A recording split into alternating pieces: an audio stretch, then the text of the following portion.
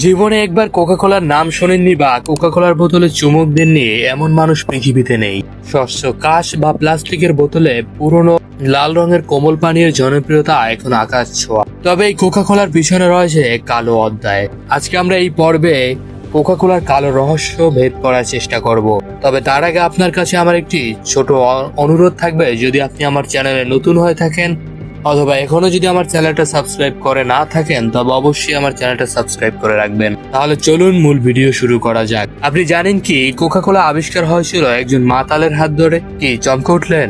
এতেই যদি চমকে যান তাহলে চমকের আরো অনেক কিছু বাকি। একটা মাতালের হাতে প্রতিষ্ঠিত কোম্পানি কিভাবে আজকে মাল্টি বিলিয়নিয়ার কোম্পানিতে পরিণত হলো তা এক অপার বিস্ময়ের গল্প। সময়টা 1865। এপ্রিল মাসের কোনো এক মলিন সন্ধ্যায় আমেরিকা জুড়ে তখন চলছিল ভয়াবহ গৃহযুদ্ধ। জর্জিয়ার কলাম্বাসের যুদ্ধের ময়দানে গুরুতর আহত হলেন এক কর্নেল, নাম তার জন পেম্বারটন। তিনি পেশায় ছিলেন এক ফার্মাসিস্ট।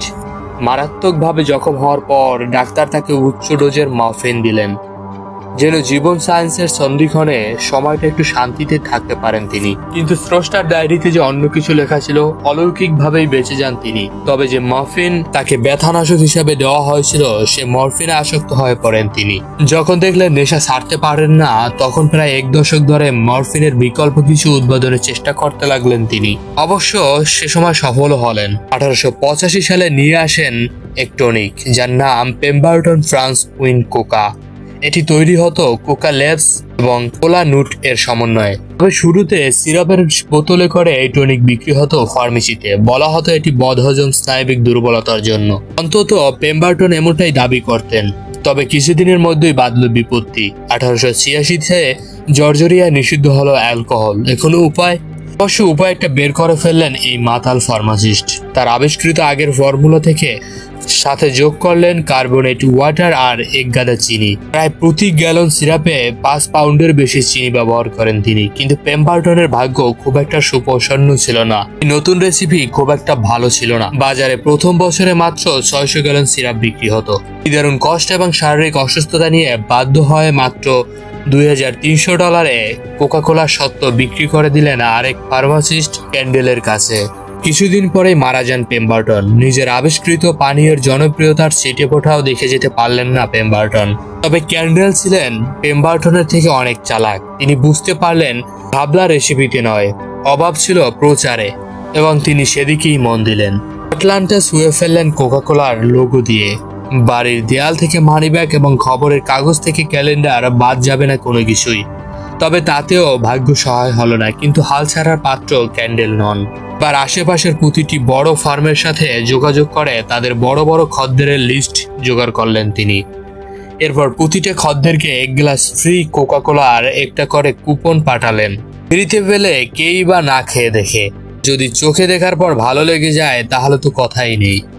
হ্যাঁ, আপনি যেমনটা ভাবছেন তেমনটিই ঘটেছিল। 10 বছরের কম সময়ের ব্যবধানে কোকাকোলার বাৎসরিক বিক্রি গিয়ে দাঁড়ায় 2.5 লক্ষ গ্যালনে। তারপর আর পিছনে ফিরে তাকাতে হয়নি ক্যান্ডেলকে। মাত্র 600 গ্যালন থেকে 2.5 লক্ষ গ্যালনে বিক্রি বেড়ে যায়। তফাৎটা ধরতে পারছেন কতটা ব্যবধান করে ফেলেছেন ক্যান্ডেল? এর মাঝেই কোকাকোলার রেসিপিতে পরিবর্তন এসেছে একাধিকবার। যে কোকা ল্যাবস দিয়ে তৈরি হতো তাতে রয়েছে বড় মাত্রায় কোকেনের উপস্থিতি, যা ভয়ঙ্কর একটি মাদক দ্রব্য। একটা সময় ছিল যখন প্রতি গ্লাস কোকে 9 মিলিগ্রাম কোকেন থাকতো।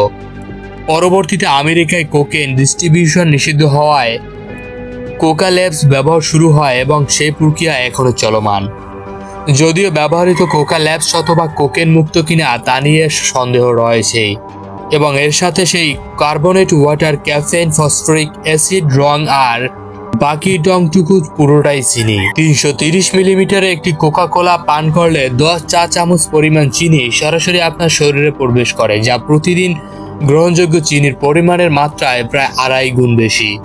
এতটা চিনি একবারে খেলে বমি হয়ে যেতে পারে। তবে এখানে খেল দেখায় ফসফরিক অ্যাসিড। কোকের মিষ্টতা কমিয়ে ফেলেন এটি, ফলে আরামসে ডকডক করে গিলে ফেলা যায় পুরোটুকুই। আপনার হাতে কোকের বোতলটিতে যার জন্য এত মাদকতা, তার জন্ম আলকাতরা থেকেই। কোক যে শরীরের জন্য খুব একটা ভালো কিছু না সেটা আমরা কম বেশি সবাই জানি। উচ্চ মাত্রার চিনিযুক্ত পানীয়র পানে রক্তে শর্করার পরিমাণ বেড়ে যায়, বাড়ে রক্তচাপ। এ ধরনের চিনিমুক্ত পানীয় নিয়মিত গ্রহণে বেড়ে যায় ডায়াবেটিস, হৃদরোগ সহ নানা ধরনের জটিল রোগের ঝুঁকি তো রয়েছেই। এই পৃথিবীতে সবচেয়ে বেশি কোক খায় মেক্সিকোর লোকেরা, সেখানে ডায়াবেটিক্সের কারণে মৃত্যু মোটামুটি নৈমিত্তিক ব্যাপার।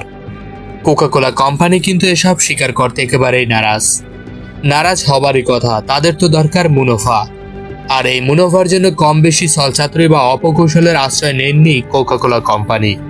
দ্বিতীয় বিশ্বযুদ্ধের সময় নিজের প্রসারের হাতিয়ার হিসেবে কাজে লাগায় কোকাকোলা কোম্পানি। কোক বোতল মাত্র 5 সেন্টের বিনিময়ে যুদ্ধরত আমেরিকান সেনাদের কাছে বিক্রি করে তারা, উদ্দেশ্য সবার চোখে দেশপ্রেমিক হওয়া। পরবর্তীতে এই আমেরিকান সেনাদের হাত ধরেই কোক সারা বিশ্বে বিপুল জনপ্রিয়তা পায়, আর এর মাত্রা এতটাই বেড়ে যায় যে খোদ জার্মানিরা কোকাকোলা কিনতে আগ্রহী হয়ে ওঠে। কিন্তু তাদের কাছে বেচলে সমস্যা হবার কথা, তাহলে দেশপ্রেম থাকবে না, কিন্তু ব্যবসা তো করতেই হবে। তাই শেষমেশ কোকাকোলা কোম্পানি জার্মানিদের জন্য নিয়ে আসেন বাজারে নতুন পানীয়, যার নাম দেন ফান্টা। এতে যুদ্ধরত দুই পক্ষের কাছেই ব্যবসা করা গেল এবং কোম্পানির প্রচারও বেড়ে গেল, মুনাফাও অনেক বেশি হলো, আর দেশপ্রেমও বহাল থাকলো।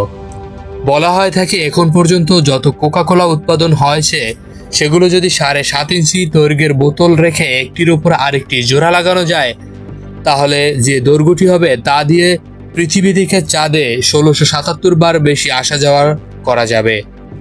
প্রতিদিন বিশ্বে গড়ে 1.9 মিলিয়ন বোতল কোক বিক্রি হয়। শুধুমাত্র কিউবা বা উত্তর কোরিয়া বাদে এমন কোনো দেশ নেই যেখানে আপনি কোকাকোলা পাবেন না। পকেটের টাকা খরচ করে আলকাচ্চা মিশ্রিত ক্যাফেইন আর চিনি গুলানো পানি গলায় ঢেলে নিজের স্বাস্থ্যের 12টা বাজিয়ে যে নেশার আড্ডায় আপনি সামিল হবেন, সেটা সিদ্ধান্ত একান্তই আপনার।